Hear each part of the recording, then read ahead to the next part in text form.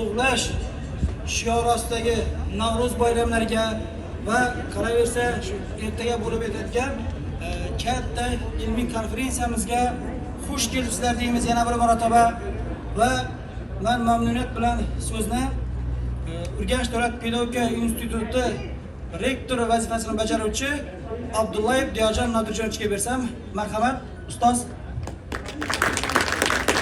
Assalomu alaykum, hurmatli aziz mehmonlar, aziz olimlar va ustozlar. Barchangizni Urganch davlat pedagogika institutida ko'rib turganimizdan bag'oyatda xursandmiz.